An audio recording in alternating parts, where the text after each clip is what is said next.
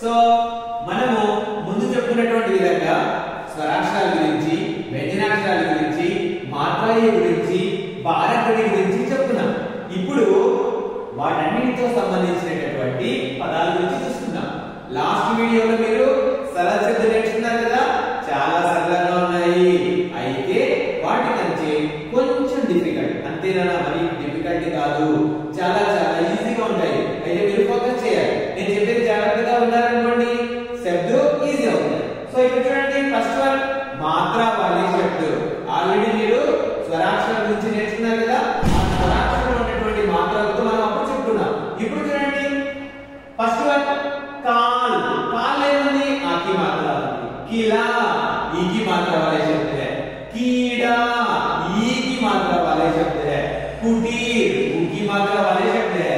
Coolie उ की मात्रा वाले शब्द है. సో నేను ఇక్కడ 5 రాశాను కదా, మిగతా ఉన్నటువంటి 8 మీరు ఆలోచించి రాయాలి. అదే మీకు ఇంటెలిజెంట్ పజిల్. మీరు రాశారనుకోండి, మీరు చాలా గ్రేట్. ఓకేనా? మాత్రా వాలే శబ్ద రాశారు. నెక్స్ట్ చూడండి, ఇక్కడ ద్విత్వాక్షర.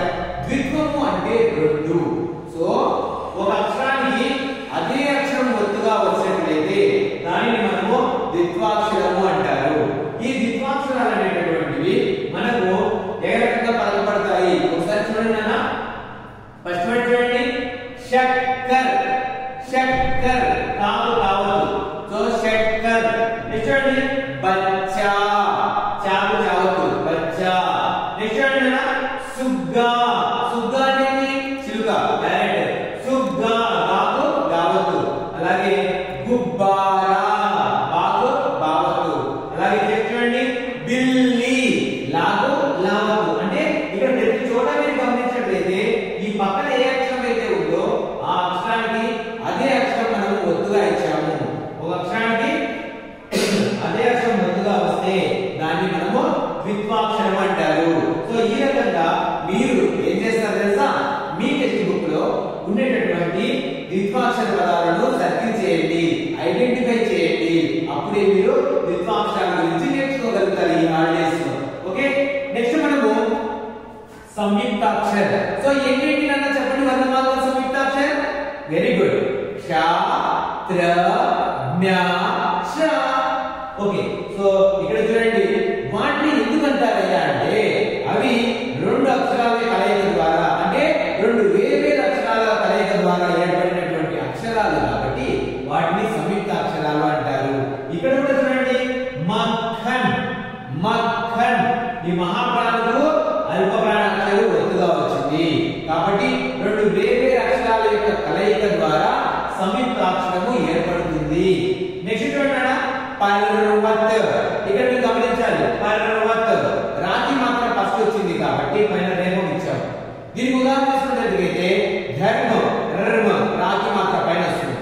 చక్ర, త్ర అక్షరం ముందు వచ్చిందంటే అక్షరం యొక్క కింద ఇస్తాము. ఇవి రాతి మాత్రంలో డిఫరెన్సియేషన్, అవి మీరు చాలా జాగ్రత్తగా తెలుసుకోండి. నెక్స్ట్ చూడండి, జ్యాదా. యాతో జా ఒత్తుగా వచ్చింది కాబట్టి జ్యాదా. నెక్స్ట్ చూడండి, క్యా. యాతో కావత్ ఇచ్చాము మనము, క్యా. అలాగే స్వామి, వాకు సావత్ ఇచ్చాము. ఇక్కడ ప్రతి ఒక్కటి కూడా వేర్వేరు అక్షరాల కలయిక ద్వారా ఏర్పడినటువంటి అక్షరాలు. ఈ రకంగా మనము సంయుక్త అక్షరాలను, ద్విత్వాక్షరాలను, అలాగే మాత్రా వాలే శబ్దాలను వీటన్నిటిని కూడా మనము టెక్స్ట్ బుక్ లో ఫైండ్ అవుట్ చేసుకుంటూ సర్కిల్ చేసుకుంటూ పోయారంటే మీరు అక్షరాలను ఐడెంటిఫై చేయడంలో సక్సెస్ అవుతారు. సో ఇది మనకి యొక్క బేసిక్స్ వివరణ. అర్థమైంది కదా? ప్రతి ఒక్కరు కూడా ఏం చేస్తారంటే దీనికి సంబంధించిన మాత్రా వాలే శబ్దం ఒక 5, ద్విత్వాక్షర వాలే శబ్దం ఒక 5, సంయుక్తాక్షర వాలే శబ్దం 5. ఇవి మీరు మీ క్లాస్ వర్క్ లో రాసుకొనేసి మీ మేడగారికి చూపించి సైన్ చేయించుకోవాలి. ఓకేనా?